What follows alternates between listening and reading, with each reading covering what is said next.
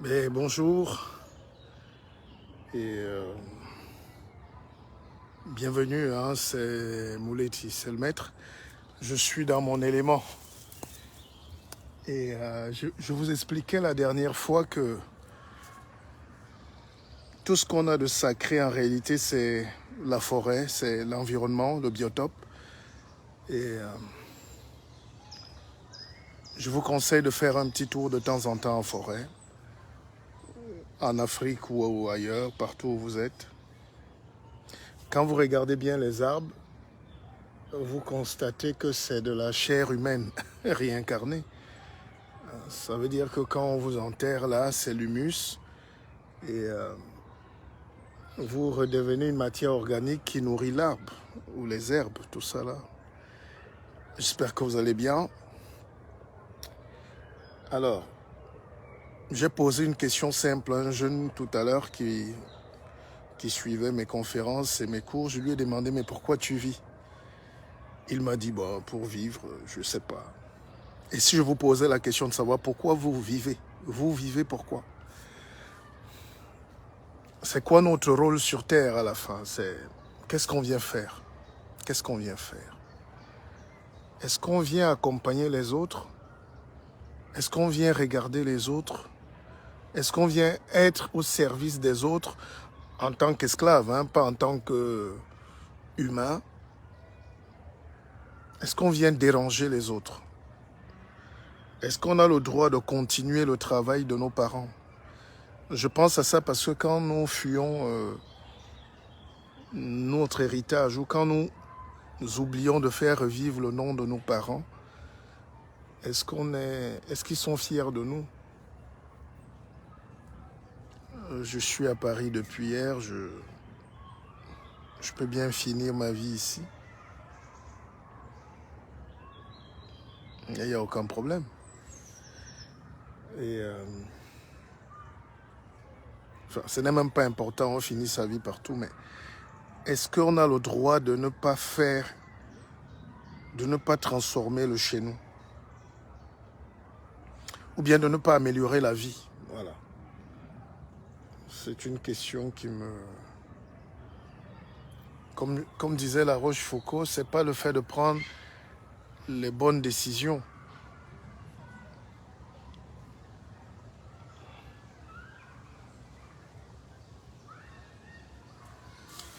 Est-ce qu'on a le droit? Qu'est-ce qu'on vient faire même sur Terre?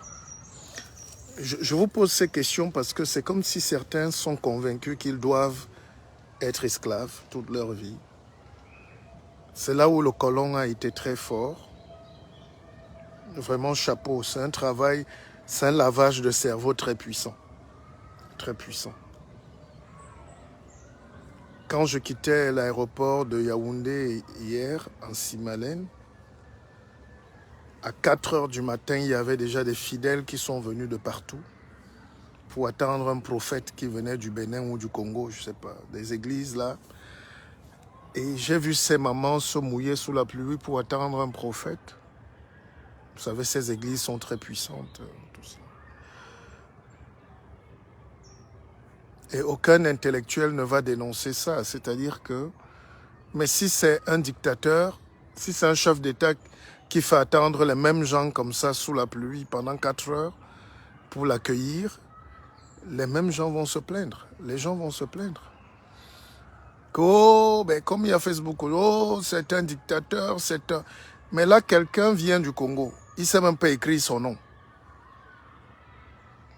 Il n'a aucune qualification, à part qu'il est prophète. Ou du Bénin, je ne sais même pas d'où. Et vous venez l'attendre sous la pluie, à 4 heures du matin. Et le monsieur arrive à 11 heures. Ce n'est qu'en Afrique que c'est possible. C'était possible ailleurs avant. Et là, vous comprenez. Bonsoir Yannick. On s'est loupé depuis, mais je suis fier de toi. D'ailleurs, le livre et des Allah, il faut les commander. Hein. Tu sais que tu as toujours été quelqu'un. Parlant de livres, quand on vous vante, quand on vient me parler des livres tous les jours, c'est pas qu'on veut vous embêter. Alors, deuxième question. Deuxième question. C'est pourquoi les 3/4, pourquoi vous ne vous demandez pas que, pourquoi 9 personnes sur 10 sont pauvres sur Terre? Pourquoi 9 personnes sur 10 sont pauvres et que 1% de la population est riche? 1% population mondiale.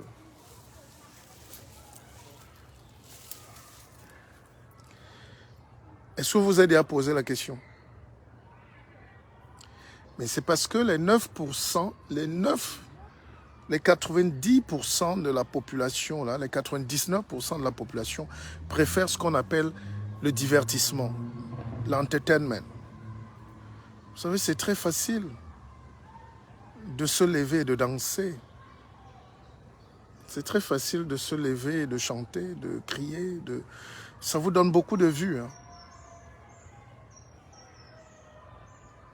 Les 1% de la population qui est riche, c'est cette frange qui a décidé d'apprendre. Il faut apprendre, il faut choisir entre le divertissement et apprendre.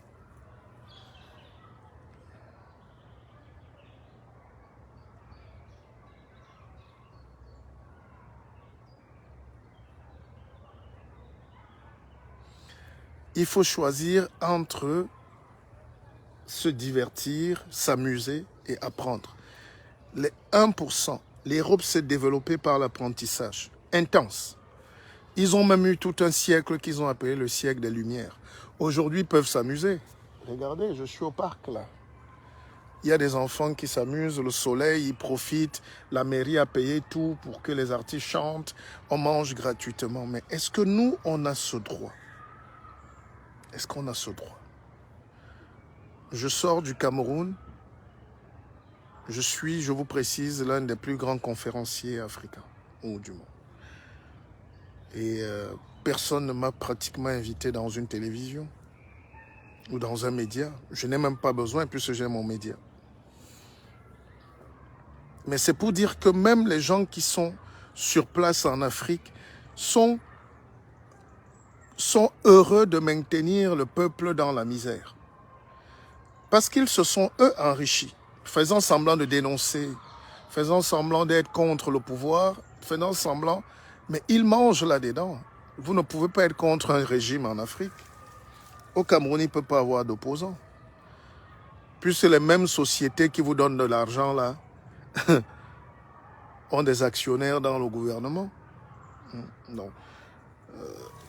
C'est très malhonnête de vouloir jouer les opposants alors que vous êtes plus que nous-mêmes dans le système. Alors, ce que je veux dire, c'est que les gens ne veulent pas apprendre. Apprendre est difficile. Apprendre est très, très compliqué. Ça, je suis d'accord avec vous. Moi-même, j'ai pris un livre depuis ce matin. Je n'ai même pas encore atteint la moitié. C'est difficile. Mais après, ne venez pas vous plaindre. Ne venez pas vous plaindre parce que ceux qui nous dominent, c'est eux qui ont appris. Et l'apprentissage, c'est dans les livres. Je ne vois pas comment l'Afrique peut se développer demain. Alors, je ne vois absolument pas comment. Parce que la bêtise, c'est quand on sait comment ça marche, mais on ne peut pas appliquer. Et le dit aussi, c'est quand ça marche, mais personne ne sait comment. Et justement, nous sommes comme ça. Nous suivons. Dès qu'on nous dit Covid, on va à gauche. Dès qu'on dit Covid, on va à droite. Dès qu'on dit guerre en Ukraine, bref, on est toujours en train de subir. Les pauvres sont toujours en train de subir. Dès qu'on dit mettez les masques, tout le monde met les masques. Dès qu'on dit retirer les masques, le pauvre dit ah non, je ne sais pas, je ne peux pas retirer parce que on ne m'a pas donné, je ne sais pas. Et donc, et c'est des situations où tous les intellectuels africains devraient réfléchir. Parce que nous sommes en danger. Vraiment, quand je dis que nous sommes en danger, ce n'est pas un jeu. Regardez comment je suis allé voir le TikTok. Parce que je vois tout le monde danser en ce moment. Tous les Africains dansent. Dès que vous voyez une fille brune là avec les fesses, c'est qu'elle est sur TikTok. En train de danser. Alors, je n'interdis pas la danse. Moi, je suis qui pour interdire la danse? Honnêtement, pourquoi je vais interdire? Je suis qui pour vous interdire la danse? Je suis qui pour interdire la danse? Mais vous n'avez pas trouvé ça bizarre quand même que tout un peuple se mette à danser, les filles, les garçons? Je suis allé voir le même TikTok qui est chinois, des Chinois. Ils ont 30 secondes pour faire une vidéo où ils te vendent un produit qui les rend milliardaires. 30 secondes. Même en mangeant. C'est-à-dire, les Chinois sur TikTok, ils sont au champ, le gars est en train de couper ses tomates en vendant. Il est en train de couper ses concombres et il les vend en direct. Parce qu'aujourd'hui, dans ce monde, si tu ne vends rien, tu n'es rien. Si tu ne vends rien, on te vend. Si tu n'achètes rien, on t'achète. Alors, le pauvre est un consommateur gentil et ils nous font croire que notre salut, et on infantilise les gens. Il n'y a plus de grandes femmes, il n'y a plus de grands hommes. Tout le monde danse. Vous ouvrez Facebook, toutes les filles, même respectables, dansent. Et bougent les fesses. Même si elles sont allées à l'école. Ça me pose un problème. Ça démontre de l'état mental d'un peuple, la psychologie. Ça montre qu'on ne peut pas affronter la vie. Évidemment, on peut danser dans son salon de temps en temps, mais en public comme ça, on enlève le slip, on se met à bouger les fesses et après on se plaint. Comment un peuple entier, comment des gens viennent sur Terre danser? Facebook est un outil, c'est une université. Instagram est une université. Tout le monde vient apprendre ici. La révolution du monde, c'est que même si tu es... Évidemment, je ne condamne pas les danseurs, c'est un métier. Ce n'est pas de ça que je parle. Mais aujourd'hui, si quelqu'un est né bête, même en Kolfoulou là-bas, même à Ikuamale pour fin fond du village, dès qu'il a la connexion, il peut se connecter pour lire, pour apprendre, pour comprendre le monde. Mais nous, on danse parce qu'on refuse d'apprendre. Quand j'arrive au Cameroun, j'ai envie de donner par exemple des conférences, mais on est étouffé. On te dit que le prophète Tatou est là, ou le prophète Toto est là, ou tel autre arrive, ils remplissent des salles. Tu veux passer à la télévision, on dit non, toi tu n'es pas trop violent envers le système. Toi tu veux, non, est-ce que c'est ça?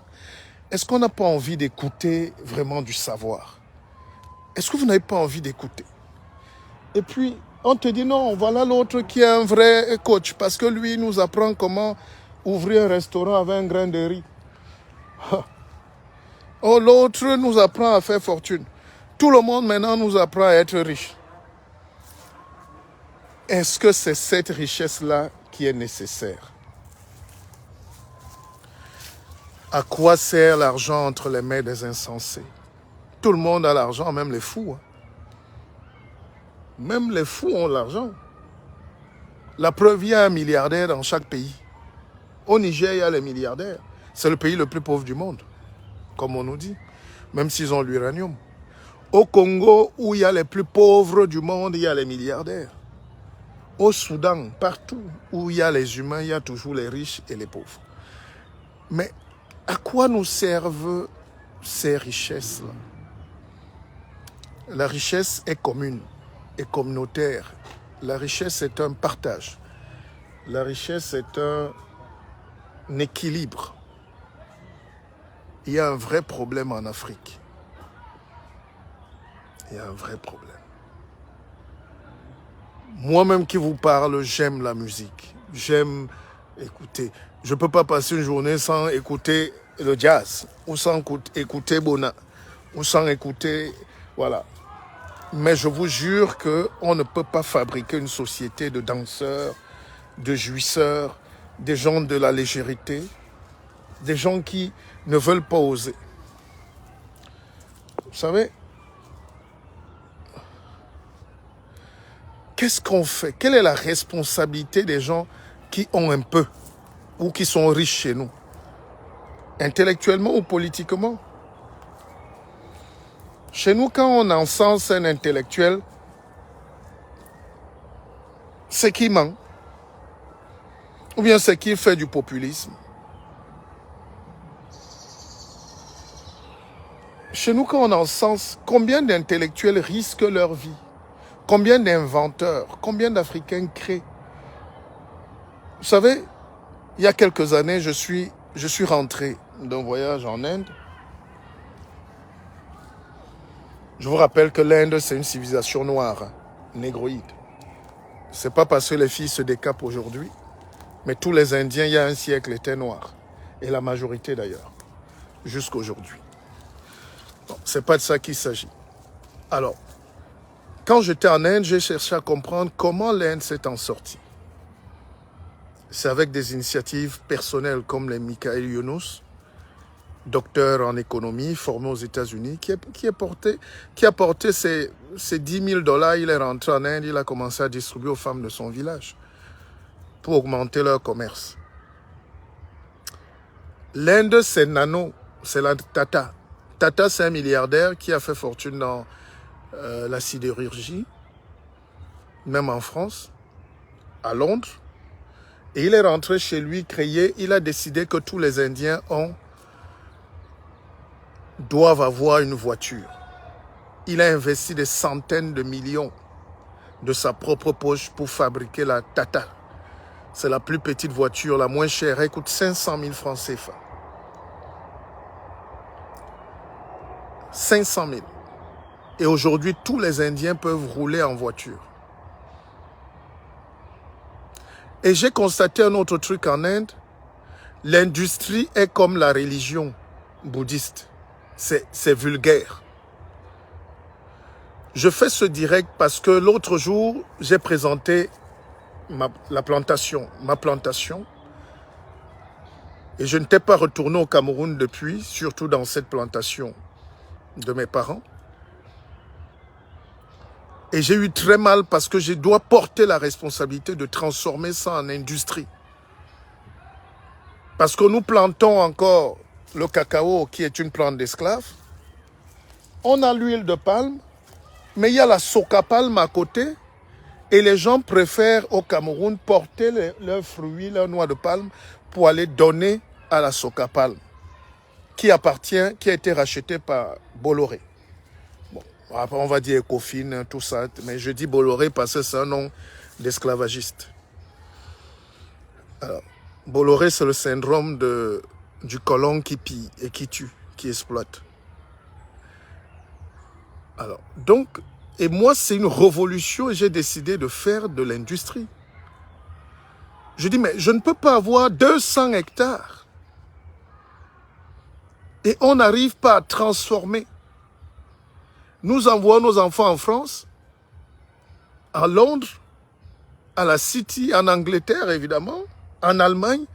Et nous sommes fiers de leur dire de rester là-bas, de mourir, donc de finir comme nous. Des petits nègres qui auront peut-être un bon boulot, mais qui seront à la fin de temps rien du tout dans cette société développée. Nous-mêmes, nous disons à nos enfants de rester en Europe. Alors, je suis arrivé au carrefour de ma vie et je dis, mais évidemment, je ne suis pas le seul. Hein. Je parle de moi parce que si tu parles de quelqu'un, on va dire c'est une diffamation. Mais ce moi n'est pas haïssable, c'est une école. Alors, si un docteur ne peut plus dire moi, on nous fait souvent le reproche de dire moi, donc d'assumer, de prendre ses responsabilités. Mais on va célébrer un abruti qui va venir dire moi, parce qu'il dit que quelqu'un va venir nous sauver. Alors, quand je regarde, en Inde, dont j'étais en train de vous dire que chaque Indien a appris comment faire un ordinateur. Parce que de milliers d'ingénieurs indiens ont décidé de rentrer. Ils avaient des salaires de 10 000 € en Allemagne. Ils sont rentrés prendre 400 000 ou 100 000 francs. Parce que pour développer un pays, il faut oublier le facteur argent. Il y a un côté sacrificiel qu'on doit faire. Évidemment, il y a la politique, hein, l'effort des dirigeants, les facilités. Mais rien n'est facile dehors. Rien n'est facile. La preuve, vous prenez mes enseignements là gratuits, mais si je dis à quelqu'un, donne-moi 10 francs, il va dire non. Mais il veut quand même me voler un peu d'énergie. C'est pour ça que je parle très peu avec les gens en dehors de mes lives. Parce que je n'ai pas de l'énergie à perdre. Je n'ai pas de l'énergie à perdre. Je n'ai pas d'amis. Je n'ai pas d'amis parce que on ne peut pas avoir des amis milliardaires avec le champagne.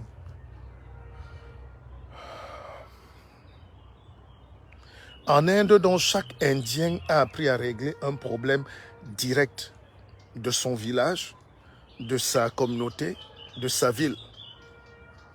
Comment fabriquer la machine tout de suite pour qu'on ait l'huile. Et moi, je suis allé au Cameroun, j'ai trouvé des jeunes ingénieurs qui savent fabriquer les machines, qui vont fabriquer l'huile. Et avec l'huile, on a le savon, on a la glycérine, on a l'huile de palmiste, on a l'alcool, on a le bioéthanol, on a 10 dérivés avec l'huile de palme. Et j'ai fait l'erreur de venir dire aux gens, mettons-nous ensemble, créons quelque chose. Beaucoup de gens commencent à dire, ah mais dis donc, toi ce chômeur, toi ce pauvre type, toi ce ceci. Quand on a le patrimoine que j'ai, on est pauvre. C'est quoi être pauvre en Afrique? C'est parce qu'on demande des partenariats, des joint ventures? C'est parce qu'on veut faire un bloc? Et vous comprenez donc pourquoi l'Afrique ne pourra jamais se développer. Parce que l'Africain croit qu'on fait les affaires seul. Il veut faire son conteneur seul. Les Européens ont créé ce qu'on appelle les groupages. Il n'y a aucune société cotée en bourse que quelqu'un détient seul. Même quand on dit Bolloré, c'est des actionnaires, c'est Vivendi, c'est ceci, c'est Canal. Il y a au moins 1000 actionnaires pour faire monter une entreprise. Il n'y a que le noir qui a honte de dire, mes frères, venons, mais 10 francs pour avoir 100 millions. Il va se battre à chercher lui-même 1 milliard et voler pour monter un truc pour lui seul. L'usine, l'entreprise, l'industrie, ce n'est pas pour une personne. Citez-moi une société qui appartient à une personne. On est actionnaire majoritaire. On est copropriétaire, mais on n'est pas le seul dans une industrie. C'est pour ça qu'on n'a pas d'industrie en Afrique. C'est pour ça qu'on n'a pas la richesse en Afrique. Parce que le peu qu'il y a là, il y a quelqu'un qui s'assoit dessus.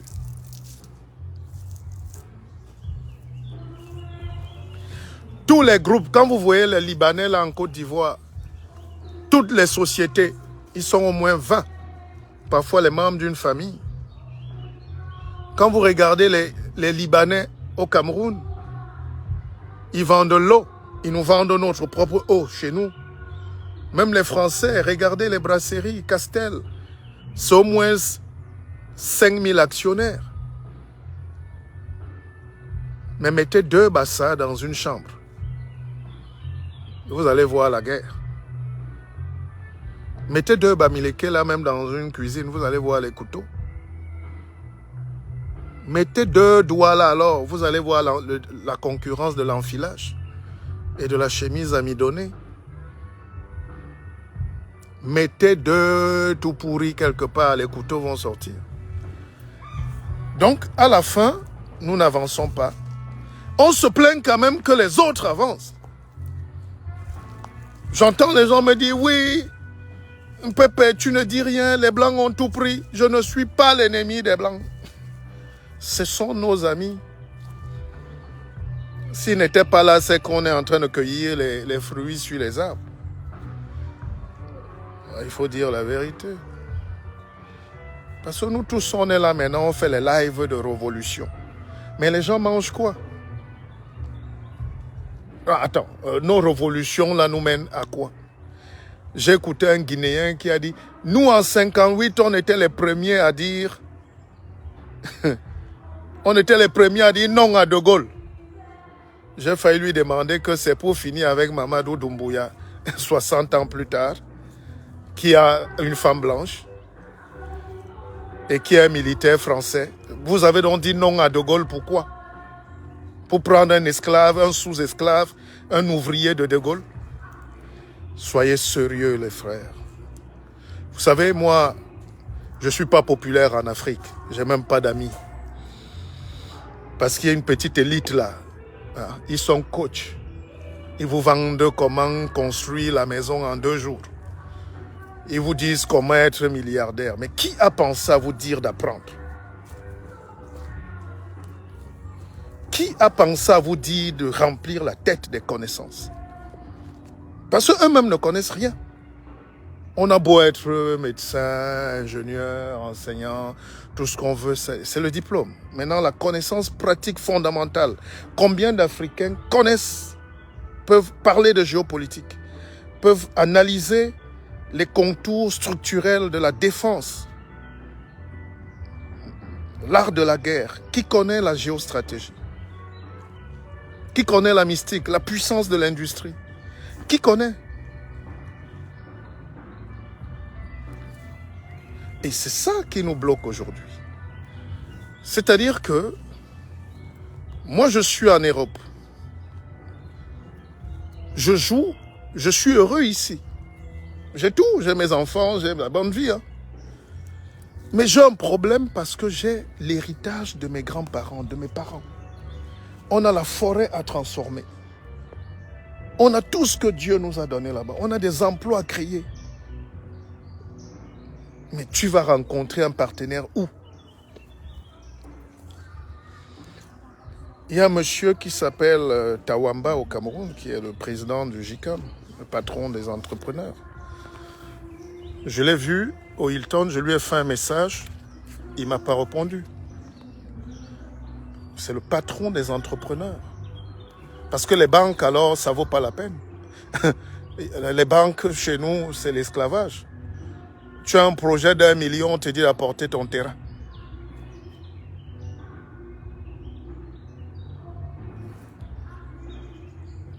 C'est-à-dire, tu as un projet, quelqu'un te dit, viens encore t'appauvrir d'abord.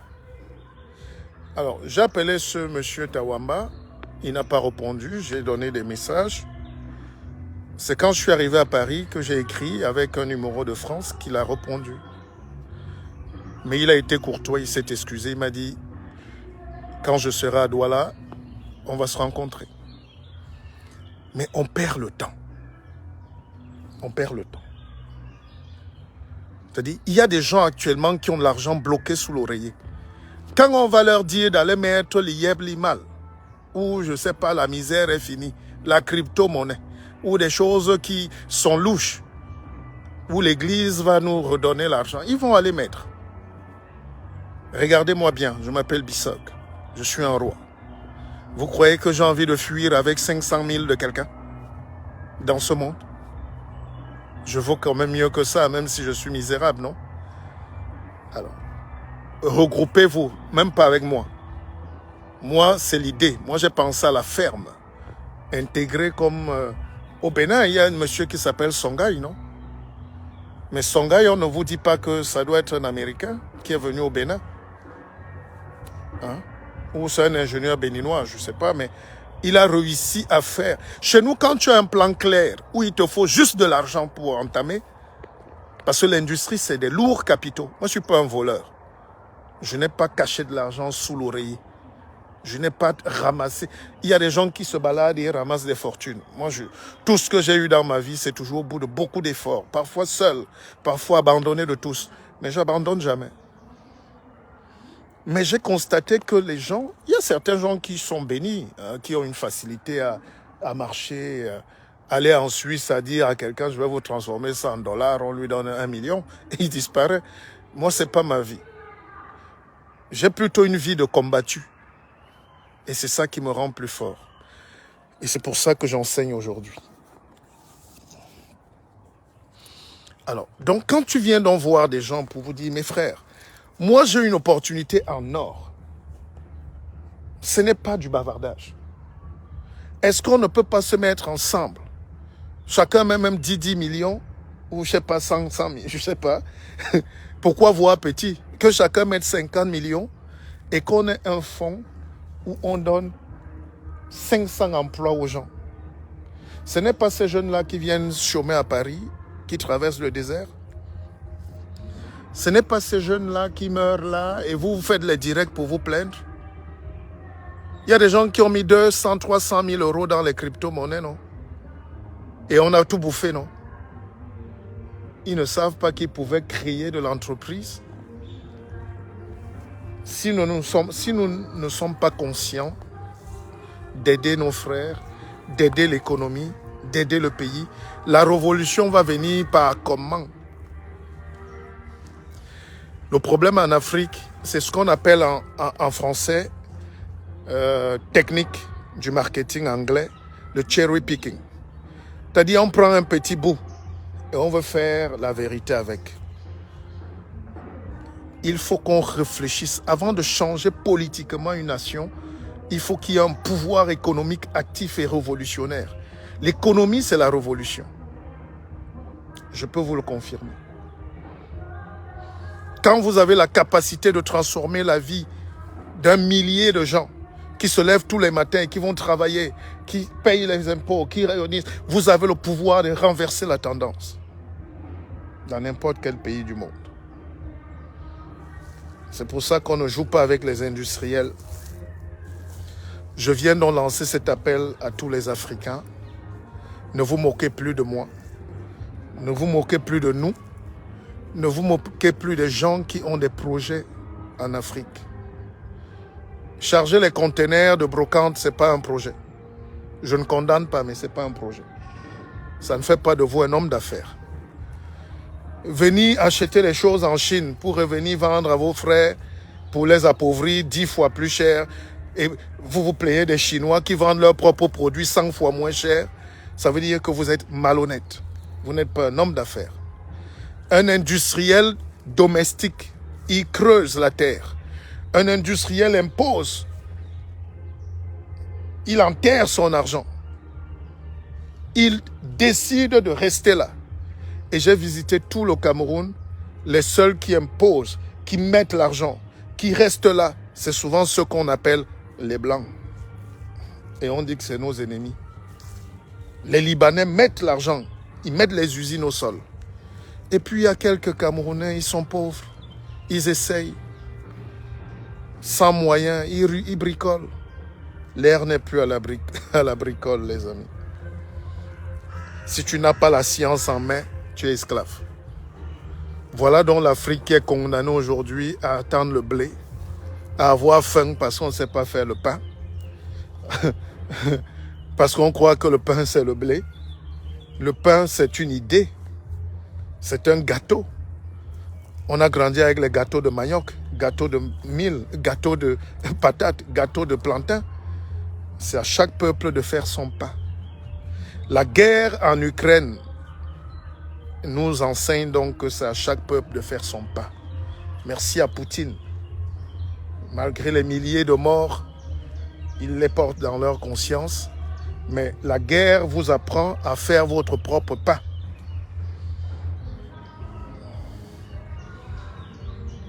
Donc je vais vous laisser cette réflexion-là aujourd'hui. Et je voulais vous dire, ne m'aimez pas. Je sais qu'en Afrique, mon sort est scellé. Les gens comme nous, on ne nous aime pas. Parce que nous ne sommes pas dans l'église du réveil de ceci, cela. Je n'ai pas la force d'être un homme populaire qui vend la haine, le tribalisme, le communautarisme. Donc, moi, j'aime les gens. Tous les gens qui travaillent dans ma ferme, personne n'est de mon village. Donc, je ne suis pas votre ami. Mais au moins, ne nous tuez pas parce qu'on a des idées pour développer le continent. Et je lance un dernier appel parce que on a cette ferme-là. Je veux la voir industrielle. Et chacun peut avoir une action là-dedans. C'est moi qui parle. L'action, ça veut dire que tu dis, je mets mes 10 francs là. Chaque fois qu'on va vendre un savon, si le savon c'est 500, tu as tes 20 francs dans ton compte. Il faut que les Africains apprennent à réfléchir comme ça. On va mieux se développer. Parce que c'est inadmissible qu'en 2022, on nous amène un abruti qui dit qu'il est pasteur au Congo, qui vient évangéliser les gens. Je croyais que le Cameroun est plus élevé que ça, qu'on est plus intelligent que ça. Les Camerounais se prennent pour des gens plus intelligents. Non. Mais quelqu'un ne peut pas venir d'un pays comme le Congo, où 20 Belges, 20 petits Belges sans fesses, dominent 200 millions de personnes. Ils arrachent leur terre, ils arrachent leur pétrole, leur gaz, leur bauxite, leur fer, leur or. Au lieu de s'évangéliser eux-mêmes là-bas, à se libérer, ils veulent être des pasteurs de quoi? Vous voyez les incohérences? 20 petits Belges. La Belgique, c'est comme mon village. Mais la Belgique écrase le Congo. Parce qu'ils ont appris la domination. Ils ont appris dans les livres. Ils ont appris. J'ai écrit un dernier livre qui s'appelle Les sciences augmentées. Je ne ferai même pas un peu de pub là-dessus. Parce que je suis fatigué de me fatiguer. Je suis fatigué. Il y a quelqu'un qui me donne des encouragements. Merci. Mais qu'est-ce que je fais de tes encouragements, mon petit frère? Je fais quoi de tes encouragements? Vous m'encouragez à faire quoi? À me suicider? Non. Vous m'encouragez à dire que le pays est mauvais. Les Blancs sont tellement forts qu'ils payent. Ils instrumentalisent les Noirs à dire que leur propre pays est mauvais. C'est l'enfer. Fuyons. Ne laissons pas. Dégageons. Alors que derrière, pourquoi les Blancs eux-mêmes ne fuient pas en Afrique? Air France, c'est 2 vols par jour au Cameroun. Les Blancs là vont chercher quoi? 2 vols par jour à Abidjan, ils vont chercher quoi? 2 vols par jour à Dakar, ils vont chercher quoi? Malgré tout ce que nous on dit, mais si c'est facile pour eux, allons faire exactement comme eux. Nous sommes chez nous. Et en pépé. Moi, dans ma vie, c'est quand je réussis toujours qu'on dit oui. On va lancer dans cette usine-là, témoin, avec ou sans vous. Parce que mes parents ont laissé un héritage. Nous ne pouvons pas nous cacher en Europe. Allons prendre possession de nos terres et faisons mieux que nos parents. Transformons. J'ai choisi l'huile de palme, mais il y a la banane. Il y a le manioc. Tout le manioc que vous mangez en Europe, c'est les Chinois qui le plantent au Cameroun. Est-ce que vous réfléchissez? Les Chinois prennent des terres pendant que vous êtes vigile ici, ou vous dites ingénieur. Les Chinois cultivent le manioc, vendent les feuilles de manioc, vendent les boutures, vendent le manioc, vendent la tiéké, vendent le bâton. Et les Africains achètent à Château-Rouge. La banque Akeva, elle est là. Richard Michaud, la banque Akeva marche très bien. Évidemment, on a eu des remous du Covid, comme tout le monde. Mais la banque, c'est la banque des petits épargnants. C'est la banque des petits projets. C'est notre banque.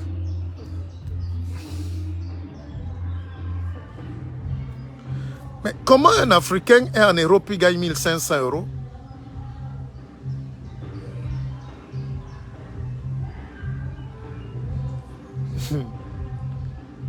Et tu laisses le chez toi.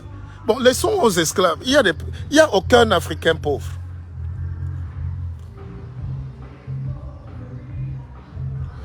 Viviane, tu dis ça, mais je me méfie un peu de toi aussi. Hein?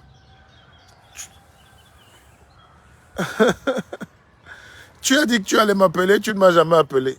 Alors, les Africains, surtout les Camerounais, la promesse. Camerounais, Ivoiriens, champions du monde de promesse. Dès que tu fais un live comme ça, quelqu'un pleure, il dit, le guide, tout de suite après, je t'appelle. Après, il t'appelle plus. Non, je suis intéressé. Après, il t'appelle plus. Tu dis, mais on ne vous a pas souvent obligé, non? Et l'Afrique est finie. l'Afrique. Je comprends pourquoi on a été, avant d'être des esclaves, on a été un comptoir colonial.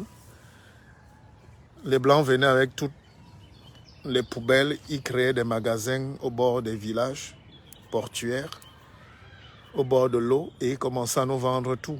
La quincaillerie, les eaux, les parfums gâtés, hein, la brocante. Ça fait 5 siècles. Ça fait 10 siècles que l'Afrique commerce. Et dans ce commerce-là, ils nous volent tout.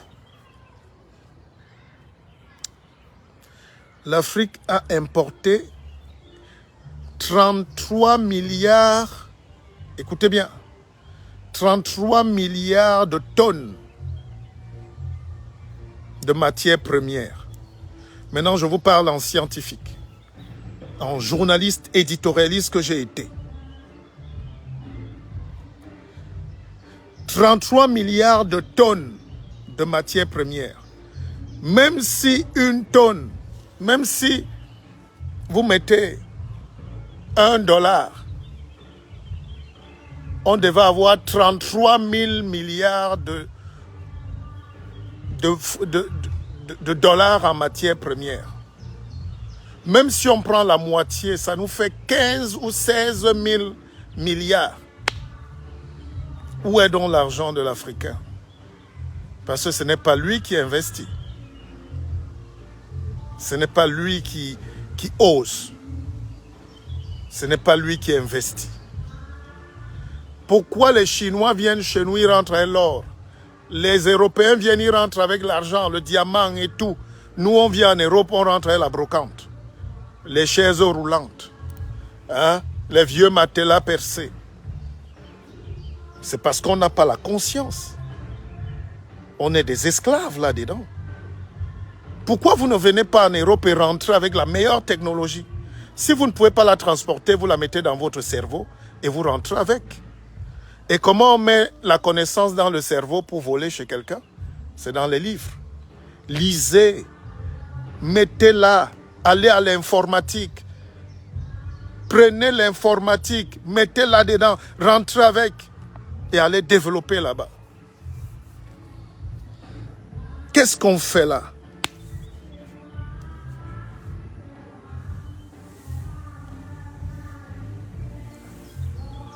Je suis arrivé chez moi, j'ai failli pleurer. Je peux mettre 100 000 cochons. Je peux mettre 1 million de poulets.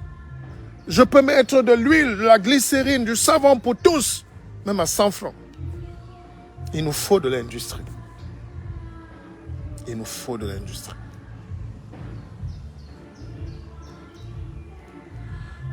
Non, ne critiquons plus les religions parce que ça nous amène beaucoup de problèmes.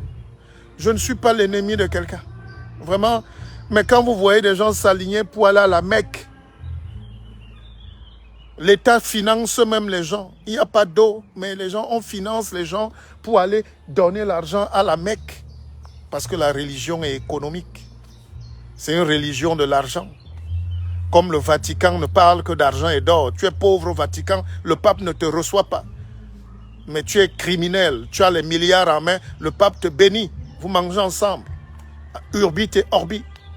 Il faut combien de temps pour comprendre ça? Ceux qui vont à la Mecque là, c'est les pauvres. Vous avez un billet pour aller faire quoi à la Mecque? La Mecque, c'est un autre débat, mais la Mecque se fait au moins 400 milliards de dollars chaque année. Avec les prières des pauvres arabes, musulmans, africains, noirs. Et regardez comment on les traite dans les pays arabes. Et le noir va toujours là-bas. Bon, bref. Ne nous éloignons pas. Laissons chacun avec ses connaissances et sa misère. Ce qui m'interpelle ici, c'est de vous dire, apprenons à faire l'industrie. Ça s'appelle la conscience scientifique. C'est tout. Dès que tu as la conscience scientifique, Dieu commence à te faire des bisous. Coupez cette phrase et vous la retenez. Pour mon projet, celui qui veut entrer là m'écrit qu'ils m'écrivent. Et nous, on a commencé le travail du retour. Je vous aime. Ne vous souciez pas de moi. C'est moi qui me soucie de vous.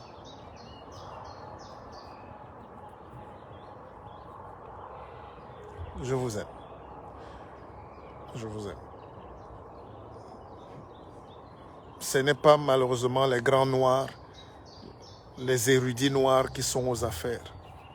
C'est toujours des abrutis qu'on met sous la lumière. C'est toujours des abrutis qui veulent commander. Et Amouleti. Et Amouleti. Est-ce que c'est difficile d'être intelligent?